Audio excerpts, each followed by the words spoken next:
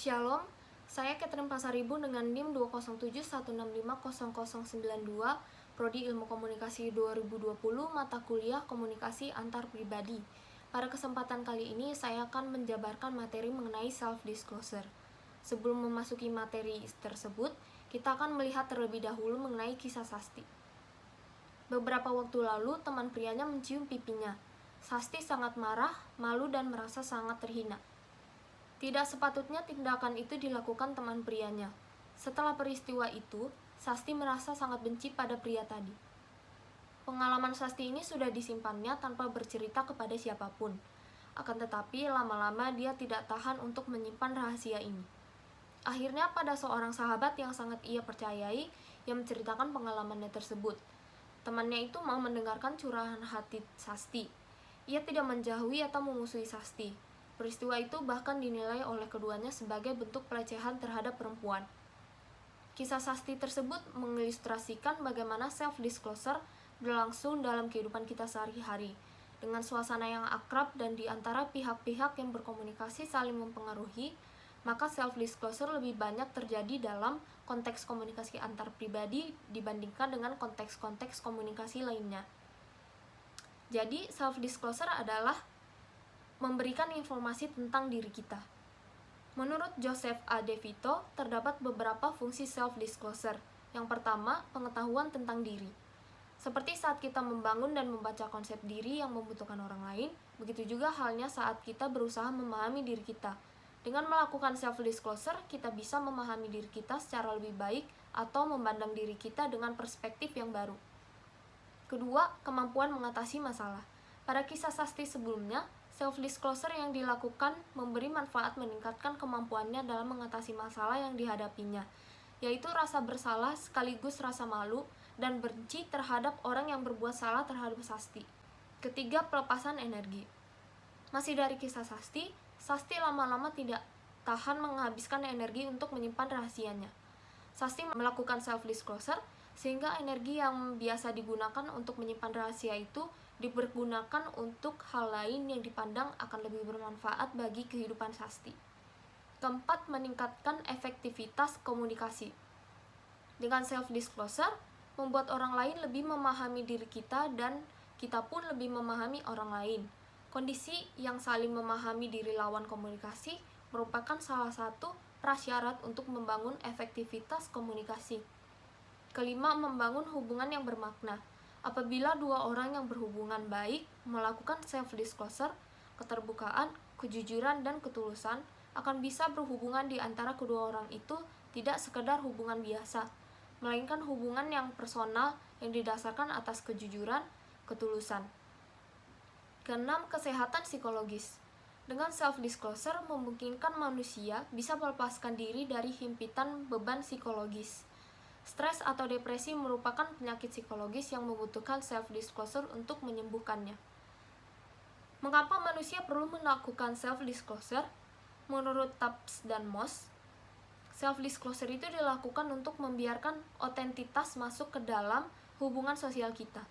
Self-disclosure juga terkait dengan kesehatan mental dan pengembangan konsep diri, yang artinya self-disclosure memang memiliki banyak manfaat untuk mengembangkan pribadi yang sehat, sehingga kita mengemukakan diri kita sendiri terhadap orang lain. Lalu ada dimensi self-disclosure. Seperti halnya konsep diri yang memiliki berbagai dimensi, begitu juga halnya dengan self-disclosure. Joseph A. DeVito menyebutkan ada 5 dimensi self-disclosure. Yang pertama, ada ukuran atau jumlah self-disclosure. Hal ini berkaitan dengan seberapa banyak jumlah informasi diri kita yang diungkapkan. Jumlah tersebut bisa dilihat berdasarkan frekuensi kita dalam menyampaikan pesan self-disclosure atau bisa juga menggunakan ukuran waktu. Kedua, valensi self-disclosure. Hal ini berkaitan dengan kualitas self-disclosure kita atau positif dan negatif. Saat kita menyampaikan siapa diri kita secara menyenangkan, penuh humor, dan menarik seperti yang dilakukan oleh orang tua yang berkepala botak yang menyatakan, inilah model rambut yang paling cocok untuk seusia saya. Ketiga, kecermatan dan kejujuran. Kecermatan dalam self-disclosure yang kita lakukan akan sangat ditentukan oleh kemampuan kita mengetahui atau mengenal diri kita. Apabila kita mengenal dengan baik diri kita, maka kita akan mampu melakukan self-disclosure dengan cermat. Keempat, maksud dan tujuan.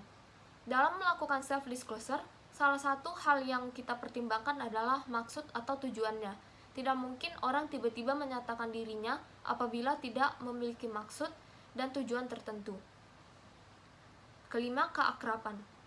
Seperti yang dikemukakan oleh Fisher, keakraban merupakan salah satu hal yang serta kaitannya dengan komunikasi self-disclosure. Apa yang diungkapkan itu bisa saja hal-hal yang sifatnya pribadi atau inti, misalnya mengenai perasaan kita, tetapi bisa juga mengenai hal-hal yang sifatnya umum, seperti pandangan kita terhadap situasi politik di tanah air, atau bisa saja antara hal yang intim atau pribadi dan hal impersonal publik. Lalu ada struktur kepribadian. Melalui kerangka teori penetrasi sosial, kita menjalin hubungan dengan orang lain. Misalnya, pada tahap awal kita berbincang-bincang soal yang sifatnya umum saja. Kita berbicara soal perkuliahan yang kita ikuti, bisa juga berbincang-bincang soal selera makan kita. Di sini kita hanya berbicara pada lapisan pinggiran dari bawang tadi yang disebut periferal. Makin lama akan makin masuk ke lapisan berikutnya. Lalu ada faktor-faktor yang memengaruhi self-disclosure. DeVito mengemukakan ada 7 faktor yang memengaruhi self-disclosure. Yang pertama, efek diadik. Keterbukaan diri yang dilakukan oleh seseorang mendorong individu lain yang menjadi lawan komunikasi untuk membuka diri. Kedua, ukuran halayak. Self-disclosure lebih besar kemungkinannya terjadi dengan ukuran kelompok kecil, misalnya dalam komunikasi antar pribadi atau komunikasi kelompok kecil. Ketiga, topik bahasan. Pada awalnya, seseorang akan membicarakan hal-hal yang umum. Makin akrab, maka akan makin mendalam topik pembicaraannya. Keempat, valensi. Nilai atau kualitas positif dan negatif pengungkapan diri juga berpengaruh secara signifikan. Pengungkapan diri positif lebih disukai daripada pengungkapan diri yang negatif. Kelima, jenis kelamin. Banyak penelitian secara umum mengidentifikasi bahwa wanita lebih terbuka daripada pria. Keenam, ras, kebangsaan, dan usia. Terhadap perbedaan ras dan kebangsaan dalam self-disclosure, murid di USA lebih sering melakukan self-disclosure daripada kelompok yang sama di Puerto Rico, Jerman, Inggris, dan Timur Tengah. Murid kulit hitam lebih jarang mengungkapkan diri dibanding murid kulit putih. Terdapat pula perbedaan frekuensi self-disclosure dalam rentang usia berbeda. Self-disclosure pada teman dengan gender berbeda meningkat dari usia 17 sampai 50 tahun dan menurun kembali. Ketujuh, mitra hubungan. Seseorang yang menjadi tempat bagi individu untuk self-disclosure memengaruhi frekuensi dan kemungkinan dari pengungkapan diri. Individu cenderung melakukan self-disclosure pada individu yang hangat, penuh pemahaman, memberi dukungan, dan mampu menerima individu apa adanya. Lalu ada hubungan komunikasi antar pribadi dengan self-disclosure. Dalam berkomunikasi, manusia pada dasarnya melakukan pengungkapan diri. Namun, pengungkapan diri tersebut mungkin baru sampai pada sisi-sisi terluar dari dirinya. Ketika situasi komunikasi antar pribadi terbentuk dan komunikan ingin memengaruhi jalannya komunikasi, maka self-disclosure akan berlangsung. Lalu yang terakhir ada 4 hal yang perlu diperhatikan dalam kerangka menjalin hubungan antar pribadi yang memuaskan. Yang pertama, investasi. Investasi sesungguhnya berkaitan dengan pengorbanan kita terhadap orang lain, seperti waktu, tenaga, pikiran, perasaan, atau sekedar pemberian kepada mitra hubungan kita. Kedua, komitmen. Komitmen berkaitan dengan keinginan-keinginan kuat pada diri kita, bersama melalui dan mengatasi berbagai kendala dan masalah yang dihadapi, termasuk juga di dalam dirinya mengatasi konflik yang terjadi. Ketiga, self-disclosure. Self-disclosure berkaitan dengan kesediaan kita membuka diri dengan menyampaikan informasi tentang diri kita terhadap orang lain. Keempat, trust.